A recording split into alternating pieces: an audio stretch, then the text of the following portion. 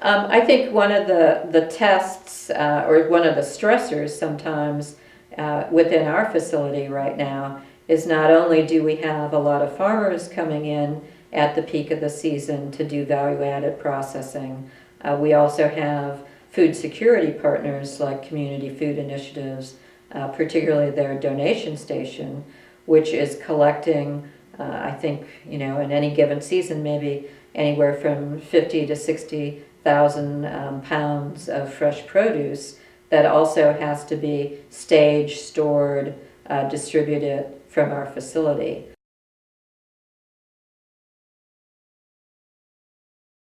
The Community Food Initiative's donation station right now, I think, has about 32 recipient sites. So a lot of the food is coming from probably 3 to 4 larger community garden projects in Athens County.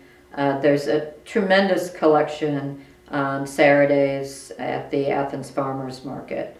I think what's unique about the donation station project is farmers are donating at the end of the market if they have surplus produce that they don't want to haul back.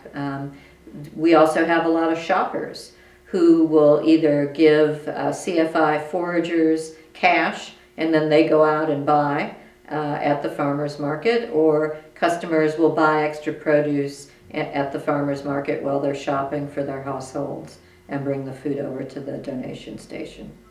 Mm-hmm. So it's a lot of fresh that's getting moved. The other thing the donation station does is, because we have such a diversity of products at our Athens Farmers Market, people are donating milk, cheese, meat, all sorts of value-added products.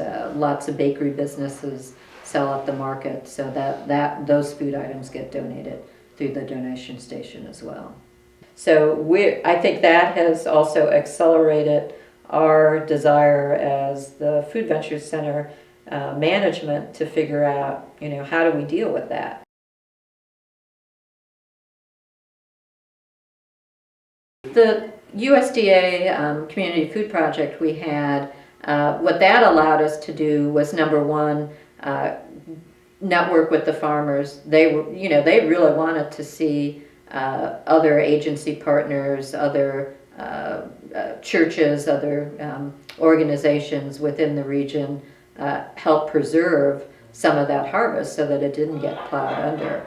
And you couldn't do that without a facility like ACENet. It just wouldn't make sense. So developing a labor pool that was willing to do that. We did it 3 years in a row. In fact, I think we still have some of the examples of some of the products.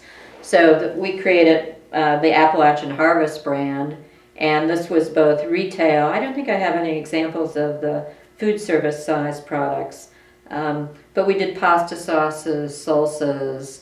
We did a lot of flash freezing of both corn on the cob, where we cut the cobs to size, blanched, and then flash froze, usually 6 cobs to a pack, as well as, which was really labor intensive because there's not probably the appropriate scaled equipment, just taking corn off the cob and packing it that way. But this has been great because many of the agencies now have developed their own relationships with farmers. They come in at a very subsidized, low-cost rate. We'll follow some of these existing recipes that we prototyped during that project. And I would say, instead of probably making retail size products, they're making larger food service size products that then they incorporate into their feeding programs, their meal programs.